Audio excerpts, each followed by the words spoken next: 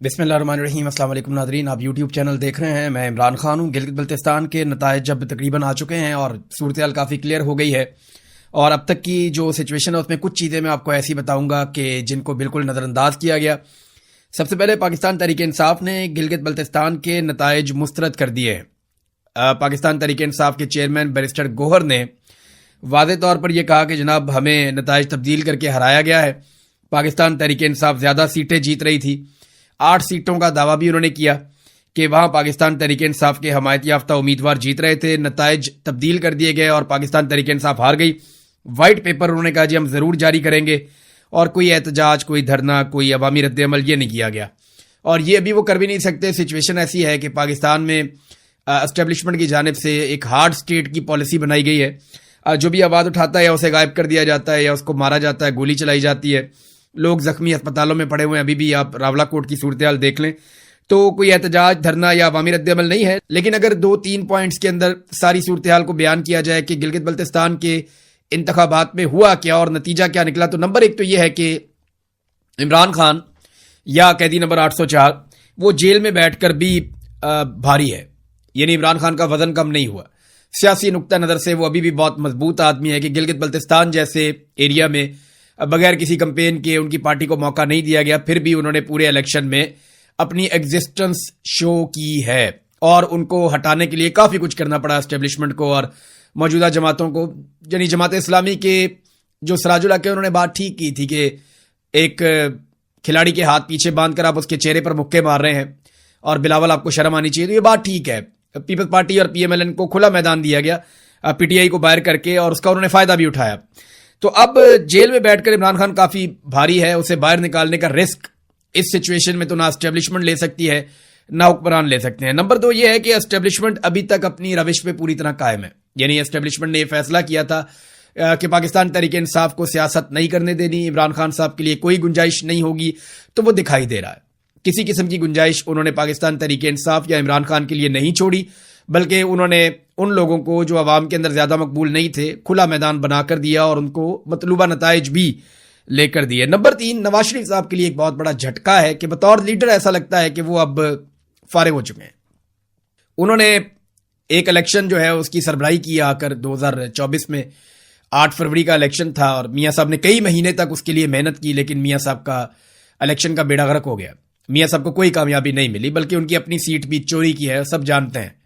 وہ مطیع اللہ جان کہتے ہیں لاسٹک کی شلوار پہنا دی میاں صاحب کو، بات ٹھیک ہے۔ اس کے بعد جو ہے نواز شریف صاحب کا جو لیڈر کا ایک کردار تھا وہ لگ بھگ ختم ہو چکا ہے، انہیں قربانی دینی پڑے گی، میاں صاحب کو کافی کچھ کھونا پڑے گا اگر دوبارہ وہ لیڈر بننا چاہتے ہیں، تو کم سے کم حکومتوں سے قربانی دینی پڑے گی اور جد و جہد میں اپنے آپ کو لانا پڑے گا، ورنہ میاں صاحب کے ساتھ دیکھیں وفاق میں آپ کی حکومت ہوتی ہے تو آپ آدھے سے زیادہ الیکشن گلگت بلتستان میں اور کشمیر میں جیت جاتے ہیں اگر آپ کے پاس وفاق میں حکومت ہے تو، اور یہ ایک ایسی حقیقت ہے جس سے ہم بھاگ نہیں سکتے۔ آپ کے پاس فیڈرل گورنمنٹ ہے، آپ کے پاس وفاقی وزراء ہیں، آپ کے پاس کشمیر کی اور گلگت بلتستان کی وزارت ہے، تو آپ آدھے سے زیادہ الیکشن جیت جاتے ہیں۔ تو آدھے سے زیادہ جیتا ہوا الیکشن بھی نواز شریف صاحب وہاں پہ جا کے خود نہیں جیت پائے، اس کا مطلب یہ ہے کہ نون لیگ کے لیے سب سے بڑا دھچکا ہے ان انتخابات میں کہ کھلا میدان بھی ملا، امپائر بھی ساتھ تھے، کوئی ساتھ بھاگنے والا بھی نہیں تھا، پھر بھی میاں صاحب نہیں جیت پائے، بلکہ رود ہو کے وہاں سے وہ چلے گئے، بلکہ ان کو بھیج دیا گیا۔ اب ناظرین، پاکستان تحریک انصاف کیا گلگت بلتستان میں حکومت بنانے کی پوزیشن میں تھی؟ تو جواب ہے کہ جس دن الیکشن ہوئے اور یہ الیکشن کے نتائج اگر بالکل درست بھی آتے تو بھی پاکستان تحریک انصاف، جو اب میں نے ساری انفارمیشن اکٹھی کی ہے الگ الگ جرنلسٹوں سے بات کر کے، مقامی لوگوں سے بات کر کے، تو پاکستان تحریک انصاف حکومت بنانے کی پوزیشن میں نہیں تھی۔ یہ ضرور ہے کہ پاکستان تحریک انصاف کا مینڈیٹ چھینا گیا ہے، لیکن یہ اس کو آپ 8 فروری 2024 سے کمپیئر نہیں کر سکتے، وہ آپ زیادتی کریں گے، آپ تاریخ کے ساتھ بھی زیادتی کریں گے۔ 8 فروری کو جن لوگوں کے ساتھ ظلم اور زیادتی ہوئی، آپ اس انسیڈنٹ کے ساتھ بھی زیادتی کریں گے۔ آپ اسٹیبلشمنٹ کو ایک جواز دیں گے اور وہ یہ کہیں گے دیکھو جی گلگت بلتستان میں بھی یہ رو رہے ہیں اور یہ 8 فروری کو بھی رو رہے تھے۔ نہیں، جو ڈکیتی پاکستان کی تاریخ میں 8 فروری 2024 کو ماری گئی نا الیکشن میں، وہ دوبارہ نہیں ماری گئی اور اس کا کوئی مقابلہ نہیں ہے۔ ہاں، اس کا ایک تسلسل ہے ضمنی انتخابات کی صورت میں، جس طرح وہ چھینے گئے وہ ایک الگ بات ہے، لیکن 8 فروری کا کوئی دوسرا نیم البدل نہیں ہے جو کاروائی اس دن ڈالی گئی۔ یہاں پہ نا اسٹیبلشمنٹ نے کچھ نئی چیزیں سیکھی ہیں گلگت بلتستان کے الیکشن میں۔ اب وہ یہ نہیں کرتے کہ الیکشن والے دن بہت بڑے پیمانے پر دھاندلی کریں، کرتے ہیں۔ یہاں پہ انہوں نے خالد خورشید کی والدہ سے جو سیٹ چھینی، دو سیٹوں کے بارے میں بڑا کیٹیگوریکلی کہا جا رہا ہے 2 سے 3 سیٹیں ہیں کہ وہاں پاکستان تحریک انصاف کے حمایت یافتہ امیدوار جیت رہے تھے لیکن ان کو ہرا دیا گیا. لیکن یہ 2-3 سیٹیں اگر مل بھی جاتی تو پاکستان تحریک انصاف کی حکومت نہیں بن رہی تھی. یہ بات آپ ذہن میں رکھیں, اگر 8 یا 9 سیٹیں پاکستان تحریک انصاف جیت بھی جاتی تو حکومت بنانے کے لیے 12 سیٹیں چاہیے تھی. اس صورت میں پیپلز پارٹی اور پی ایم ایل این مل کے حکومت بنا لیتے, کسی اور کو بھی شامل کر لیتے. تو پاکستان تحریک انصاف کا مینڈیٹ ضرور چھینا گیا لیکن اس پیمانے پر نہیں جس طرح 8 فروری 2024 کو چھینا گیا تھا. یہ بات آپ ذہن میں رکھیں. اب اس مرتبہ مینڈیٹ جو چھینا گیا اس کی اصل واردات الیکشن والے دن نہیں ڈلی. الیکشن والے دن ہونے والی دھاندلی بھی دھاندلی ہے لیکن اصل دھاندلی ہوئی الیکشن سے پہلے, جب پاکستان تحریک انصاف کو دور سے باہر کر دیا گیا. ان کے لوگوں کو اغوا کیا گیا, ان کے لوگوں کو مارا کٹا گیا, ان کے لوگوں کو گرفتار کیا گیا, ان کے لوگوں کو ہراساں کیا گیا, ان کے لوگوں کو صوبہ بدر کیا گیا, انتخابی نشان والا معاملہ ہو گیا, جس کے ساتھ مل کر انہوں نے کیا اس سے بھی چھین لیا. پھر ان کے ووٹروں کو ہراساں کیا گیا, ووٹر لسٹیں تبدیل کی گئی, بہت ساری دھاندلی. یعنی اگر آپ دھاندلی کا 80% کہیں تو وہ الیکشن سے پہلے ہو گیا تھا. جو اصل کام ہے اسٹیبلشمنٹ نے اب یہ سیکھ لیا کہ اگر دھاندلی کرنی ہے تو وہ پہلے کرنی ہے. الیکشن والے دن جو آپ دھاندلی کرتے ہیں وہ بڑے آرام سے پکڑی جاتی ہے, وہاں بڑا گند پڑ جاتا ہے, لہذا وہ گند پہلے سے ڈالنا شروع کرتے ہیں. تو پاکستان تحریک انصاف کو عملی طور پہ الیکشن سے باہر کیا گیا تھا الیکشن شروع ہونے سے پہلے. اور اگر جو پاکستان تحریک انصاف کو یہ نتائج پورے مل بھی جاتے تب بھی پاکستان تحریک انصاف شاید حکومت بنانے کی پوزیشن میں نہ ہوتی. جو میں نے اب تک اطلاعات اکٹھی کی ہیں ان کے مطابق تو میرے پاس یہ ہے. تو پری پول رگنگ ہی اصل رگنگ تھی اور پی ٹی آئی کو اپنا موقف خراب نہیں کرنا چاہیے. نون لیگ کو وفاق میں ہونے کے باوجود ووٹ نہیں پڑے. پیپلز پارٹی جو ہے اس نے ووٹ لیے ہیں اور ان کی ایگزسٹنس ہے. ان کی اس کی وجہ یہ ہے کہ ذوالفقار جی بھٹو ہوں یا بینظیر بھٹو ہوں, ماضی میں انہوں نے گلگت بلتستان کے لیے کام کیا تھا, گلگت بلتستان کی شناخت کے لیے بھی انہوں نے کام کیا تھا. بلاول نے اس کا فائدہ اٹھایا. بلاول نے جن چیزوں کا فائدہ اٹھایا میں آپ کو بتاتا ہوں. نمبر 1, بلاول کو اس بات کا فائدہ ہوا کہ پی ٹی آئی میدان سے باہر ہے, وہ آ کر کھل کر مقابلہ نہیں کر سکتے, ان کے ہاتھ بندھے ہوئے ہیں.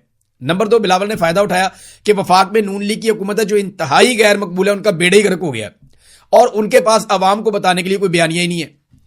تیسرا, بلاول کچھ حد تک یہ باور کروانے میں کامیاب ہو گیا کہ وہ اپوزیشن کا آدمی ہے, وہ حکومت میں نہیں ہے, اور حکومت پہ تنقید کر کے اس نے لوگوں کو اپنے ساتھ ملا لیا. اور چوتھا, اس کو فائدہ جو پیپلز پارٹی کی آلریڈی ایگزسٹنس تھی گلگت بلتستان میں. تو بلاول نے ان ساری چیزوں کو استعمال کیا پیپلز پارٹی نے, اور مل جل کر انہوں نے الیکشن لڑا اور انہوں نے اپنی سیٹیں نکال لی. اگر آپ دھاندلی کہیں بھی تو بھی سب سے بڑی پارٹی پاکستان پیپلز پارٹی ہی بنی ہے. وہاں پہ مکمل ٹھیک بھی ہو جاتا تو بڑی پارٹی نہ بھی بنتی تو یہ مل کے حکومت بنا لیتے. تو یہ ناظرین گلگت بلتستان کا الیکشن تھا. اب آ جائیں کشمیر والی صورتحال میں. کشمیر میں نا اب ایک نیک ٹو نیک سچویشن بن چکی ہے. 2 چیزیں آمنے سامنے. نمبر 1, ایک بڑے کریک ڈاؤن کی تیاری کی جا رہی ہے جس میں جوائنٹ عوامی ایکشن کمیٹی کے لوگوں کو گرفتار کیا جائے گا یا لاپتہ کیا جائے گا. ان سے جڑے ہوئے جتنے مین لوگ ہیں جو کرتا دھرتا ہیں الگ الگ بازاروں میں, الگ الگ علاقوں میں, ان کو گرفتار کیا جائے گا, ان کو حراست میں لیا جائے گا, اور بڑے پیمانے پر گرفتاریاں ہوں گی, جبری گمشدگیاں بھی ہوں گی. یہ چیزیں آنے والے دنوں میں سامنا کرنا پڑے گا. جو صحافی وہاں خبریں دیتے ہیں, دیکھیں بہت سارے صحافی جو ہیں وہ سسٹم کے ساتھ چلنا پسند کرتے ہیں, اور اگر ان کے دماغ اور دل میں یہ بات ہوتی بھی ہے کہ یہ غلط ہو رہا ہے تو وہ بہت شوگر کوٹڈ قسم کی خبر دیتے ہیں جس کا کوئی فرق نہیں پڑتا. تو وہ مینج کر لیتے ہیں ایسے ماحول میں رہ رہے کہ صحافی یہ سیکھ لیتے ہیں کہ انہوں نے سروائیو کیسے کرنا ہے. لیکن وہ صحافی جو ڈیجیٹل میڈیا پہ ہیں یا کہیں اور ہیں تو وہ جب کھل کے بات کرتے ہیں تو ان کی بھی لسٹیں ہیں, ان کے اوپر بھی چھاپے مارے جا رہے ہیں. 3 ایسے جرنلسٹ ہیں جن کے گھروں پہ چھاپے مارے گئے ہیں آزاد کشمیر میں. سوراب برکت کو پہلے ہی گرفتار کر دیا گیا ہے. سوراب برکت کے اوپر الزام کیا ہے کہ جناب جو کالعدم تنظیم قرار دی گئی ہے اس کے حوالے سے یہ خبریں دے رہے تھے. دیکھیں یہاں تو طالبان کے انٹرویوز چلتے رہے ہیں پاکستان میں جب ضرورت ہوتی ہے, تو دہشت گردوں کے انٹرویوز پاکستان میں چلائے جاتے رہے ہیں جب ضرورت ہوتی ہے. تو صحافیوں کو گاڑیوں میں بھر کے وہاں چھوڑ دیا جاتا تھا, طالبان آ کے لے جاتے تھے, وہ انٹرویوز کرتے تھے, وہ انٹرویوز میڈیا پہ چلتے تھے جب ضرورت ہوتی ہے. تو یہ کوئی طریقہ کار نہیں ہے کہ آپ جب دل کرے آپ نے کہہ دیا جی آپ قلعدم ہے, اس کے بعد اگر یہ کہیں بھی نظر آ گئے یا اس سے پہلے کا بھی کسی کا انٹرویو ہے تو اٹھا کے اس پہ پرچہ دے دو, اس کو اندر کر دو. اب 4 دن کا مزید سوراب برکت کا بھی ریمانڈ ہو گیا ہے. تو میں آپ کو بتا رہا تھا کہ مقابلہ اب 2 چیزوں کے بیچ میں ایک بڑا کریک ڈاؤن ہے اور اس کے مقابلے میں 9 جون کی کال ہے. دیکھنا یہ ہے کہ 9 جون کو لوگ نکل کر یہ جو کریک ڈاؤن کا ایک عمل شروع کیا جا رہا ہے اس کو ناکام بناتے ہیں یا نہیں. کیونکہ اگر 9 جون کی کال آزاد کشمیر میں کشمیریوں کی اگر ناکام ہو جاتی ہے, یہ بات آپ میری ذہن میں رکھ لیں اور پلے باندھ لیں آپ پکی, اگر 9 جون کی کال, کیونکہ اب واپس پیچھے ہٹنے کا تو امکان ہے نہیں. ہاں یہ ہے کہ اگر جوائنٹ عوامی ایکشن کمیٹی ایک اناؤنسمنٹ کر دے کہ ہم ابھی اس کو مؤخر کر رہے ہیں, دوبارہ کر دیں گے, تو یہ مؤخر تو ہو جائے گی, دوبارہ بھی شاید وہ احتجاج کر لیں, لیکن وہ احتجاج پھر ویسا کبھی بھی نہیں ہوگا. عوامی طاقت ان کے ساتھ کبھی دوبارہ کھڑی نہیں ہوگی اور یہ ان کی مت ٹوٹ جائے گی, یہ بات تو حقیقت ہے. اس لیے وہ بیچارے پیچھے بھی نہیں ہٹتے, انہوں نے گولیاں بھی کھا لی ہیں. اب معاملہ یہ ہے کہ اگر عوام نکل آئی اور انہوں نے اپنی طاقت کا مظاہرہ کر دیا اور انہوں نے چیزوں کو اپنے کنٹرول میں لے لیا, تو پھر اسٹیبلشمنٹ کو بیک فٹ پہ جانا پڑے گا اور وہ کریک ڈاؤن کی پالیسی سے پیچھے ہٹ کر مذاکرات پہ آ جائیں گے. دوسری جانب اگر یہ کال ناکام ہو جاتی ہے, لوگ نہیں نکل پاتے اور اسٹیبلشمنٹ کامیاب ہو جاتی ہے طاقت کے بلبوتے پہ احتجاج کو ناکام بنانے میں, تو پھر کریک ڈاؤن ضرور ہوگا, اور اتنا تگڑا کریک ڈاؤن ہوگا کہ آزاد کشمیر میں در و دیوار ہل جائیں گے. لوگوں کو پتہ چل جائے گا کہ اپنے حق کے لیے کیسے کھڑے ہوتے ہیں اور اس کی قیمت کیا ادا کرنی پڑتی ہے. وہ پاکستان تحریک انصاف بھی بھگت رہی ہے, وہ وہاں اور جماعتیں بھی بھگتتی رہی ہیں ماضی میں, تو یہاں پہ جوائنٹ عوامی ایکشن کمیٹی کو بھگتنا پڑے گا. اب جو خبریں چلائی گئیں صبح سے, ہم یہ دیکھ رہے تھے کہ خبریں چلائی گئیں جناب حالات نارملائز ہو گئے ہیں, راولا کوٹ میں حالات معمولات زندگی بحال ہو گئے اور معمول کے مطابق زندگی چل رہی ہے. یہ نا ایک طریقہ کار ہے بہت پرانا پاکستان میں کئی دہائیوں سے. جیسے ہی کوئی آپریشن یا کوئی چیز ہوتی ہے یا جیسے ہی کوئی بڑا نقصان ہوتا ہے تو فوری طور پہ اگلے دن خبریں چلائی جاتی ہیں کہ معمولات زندگی بحال ہو گئے. ہم نا مسائل کی جڑ کی طرف نہیں جاتے, ہم یہ نہیں دیکھتے کہ یہ مسئلہ ہو کیوں رہا ہے, ہمیں فٹافٹ مٹی ڈالنے کی ایک جلدی ہوتی ہے کہ مٹی پاؤ اور نکلو, بس اس معاملے سے آگے بڑھو. آگے بڑھنے کی سب سے بڑی وجہ یہ ہے کہ کوئی آدمی بھی اپنے گریبان میں جھانکنا نہیں چاہتا, اپنی غلطی کو تسلیم نہیں کرنا چاہتا, کوئی آدمی بھی اپنی غلطی سے سیکھنا نہیں چاہتا, بلکہ جو دہاڑی لگ رہی ہے وہ اسی کے اندر خوش رہنا چاہتا ہے. آپ کو یاد ہے جب رجیم چینج آپریشن کیا گیا پاکستان میں, تو اس وقت D G I S P R تھے افتخار بابر, انہوں نے فوراً کہا تھا کہ دیکھیں جیسے ہی حکومت تبدیل ہوئی یہ اچھا ہو گیا, وہ اچھا ہو گیا, معمولات زندگی ٹھیک ہو گئے. آج تک معمولات زندگی ٹھیک نہیں ہوئے. بنگلہ دیش سے جب پاکستان ٹوٹ رہا تھا بالکل ایسی خبریں آ رہی تھی کہ زندگی معمول کے مطابق چل رہی ہے, پھر پتہ چلا سرنڈر ہو گیا اور 90,000 قیدی بن گئے پاکستانی فوجی, ملک ہی ٹوٹ گیا. بگٹی کو جب قتل کیا گیا تو اکبر بگٹی کے قتل کے بعد ایسی ہی خبریں چلوائی گئیں کہ بلوچستان میں معمولات زندگی بحال ہو گئے, چیزیں بالکل نارملائز ہو گئیں, بازار کھل گئے. آج تک اتنے سال گزر گئے, بلوچستان نارملائز نہیں ہوا, 10,000 افراد وہاں پہ جان سے چلے گئے. تو یہ بار بار یہ کہا جاتا ہے ابھی بھی بلوچستان میں کچھ ہو جائے, ہر سانے کے بعد سانے کی وجوہات دیکھنے کے بجائے ہم مٹی ڈالنے کا کام کرتے ہیں. ابھی آئی جی کی ایک ویڈیو بھی جاری کی گئی ہے معمولات زندگی دکھانے کے لیے کہ وہ لوگوں سے ہاتھ ملا رہا ہے, مل رہا ہے, کانفیڈنس شو کر رہا ہے. بازاروں کی کچھ ویڈیو جاری کرنے کی تھوڑی بہت چھوٹے موٹے کلپ آئے, لیکن راولا کوٹ میں لوگ ابھی بھی احتجاج کر رہے ہیں. مختلف واقعات رپورٹ ہوئے ہیں شہر کے آس پاس ارد گرد, کہیں بیچ میں لوگ نکلے تھوڑی تعداد میں, انہوں نے احتجاج کیا, چھوٹی سی ریلی نکالی, اس کے بعد منتشر ہو گئے. یہ چیزیں بتاتی ہیں کہ لوگوں میں ابھی بھی احتجاج کرنے کی صلاحیت باقی ہے اور یہ کافی ان کی کیپیسٹی ہے رات کو ہونے والے کریک ڈاؤن کے باوجود. کریک ڈاؤن کے حوالے سے رات کو جو خبریں آئی تھیں وہ غیر مصدقہ تھیں اور ان میں زیادہ ہلاکتیں اور شہادتیں بتائی گئی تھیں, لیکن اب ان کی تعداد تو کم بتائی جا رہی ہے, لیکن یہ ضرور کہا جا رہا ہے کہ بہت سارے لوگ لاپتہ ہیں جن کے بارے میں کچھ پتہ نہیں ہے, وہ گرفتار کر لیا گیا یا ان کے ساتھ کچھ اور ہوا, ہم کچھ کہہ نہیں سکتے. جب اس طرح کا انسیڈنٹ ہوتا ہے آپ انٹرنیٹ بند کر دیتے ہیں, موبائل فون بند کر دیتے ہیں, لائٹیں بند کر دیتے ہیں, انفارمیشن کو جب آپ چھپاتے ہیں تو افواہیں پھیلتی ہیں. تو سرکار کی رسپانسبلٹی ہوتی ہے کہ وہ سامنے آئے اور آ کر حقیقت بتائے. اب نہ سرکار صحیح طریقے سے حقیقت بتا رہی ہے اور نہ ہی جوائنٹ عوامی ایکشن کمیٹی نے کوئی اعلامیہ جاری کر کے نقصان کا بتایا.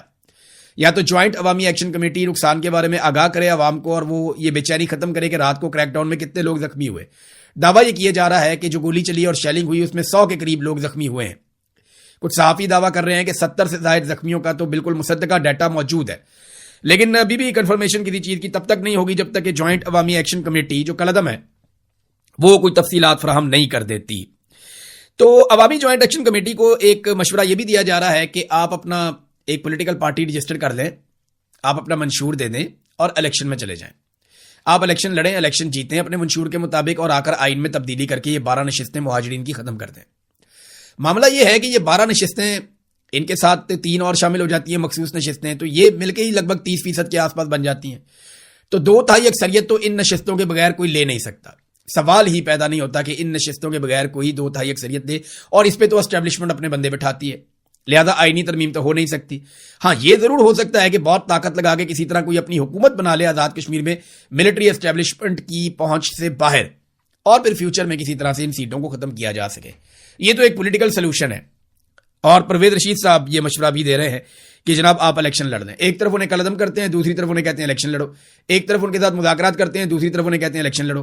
ابھی جو فیصل راٹھور صاحب ہیں جو آزاد کشمیر کے وزیر اعظم ہیں, ان کا بھی ایک سٹیٹمنٹ سوشل میڈیا پہ گردش کر رہا ہے, جس میں ایک انٹرویو میں انہوں نے کہا جی ہم بیٹھ کے بات کرنا چاہتے ہیں. ہم نے کئی لوگوں سے کہا, ہم نے رابطے کیے, یا برطانیہ میں انہوں نے کئی لوگوں سے رابطے کیے کہ جناب بیٹھ کے بات کرتے ہیں, ہمیں یہ مسئلہ حل کرنا چاہیے اور بیٹھ کے بات چیت کے ذریعے سے انسانی جانیں ضائع نہ ہو, ہمیں یہ مسئلہ حل کر لینا چاہیے. یہ فیصل راٹھور صاحب نے کہا. تو ایک طرف انہیں کہتے ہیں قلعدم ہیں, جتھے ہیں, بات نہیں ہوگی, دوسری طرف کہتے ہیں ان کے ساتھ مذاکرات کرنے ہیں. تو یہ ایک ابھی کنفیوژن کی پالیسی ہے, اور یہ کنفیوژن تب تک رہے گی جب تک کہ 9 جون کا دن گزر نہیں جاتا. یہ 24 گھنٹے بہت اہم ہیں. اگر 9 جون کو بڑے پیمانے پر لوگ نکل آتے ہیں تو حکومت مذاکرات کی بات کرے گی, بار بار مذاکرات کی بات کرے گی اور بیٹھے گی اور کچھ چیزیں مان بھی جائے گی. دیکھیں نا, وہ کہتے ہیں کہ آئینی ترمیم کے بغیر یہ 12 نشستیں ختم نہیں ہو سکتی. تو میرا ایک سوال یہ ہے کہ آدھی نشستیں ختم کرنے کا جو آفر کیا تھا وہ کس بنیاد پہ کیا تھا؟ یعنی آپ آدھی ایک بھی ختم کرنے کے لیے آئینی ترمیم چاہیے ہوگی آپ کو, تو آدھی آپ ختم کر رہے ہیں اس کے لیے کہ آپ کو آئینی ترمیم نہیں چاہیے؟ وہاں پہ بھی تو آپ کو آئینی ترمیم کرنی پڑے گی. تو یہ وہ سوالات ہیں جن کا جواب میرے خیال میں ہم سب کو ڈھونڈنا پڑے گا. اس کا جواب ابھی موجود نہیں ہے. بہرحال 9 جون فیصلہ کرے گا کہ آزاد کشمیر میں ایک بڑا اور وسیع پیمانے پر کریک ڈاؤن ہونے جا رہا ہے, یا پھر آزاد کشمیر کے جو عوام ہیں ان کے مطالبات کے اوپر سنجیدگی سے غور کرنے پر یہ سسٹم مجبور ہوگا. یہ فیصلہ 9 جون کو ہو جائے گا.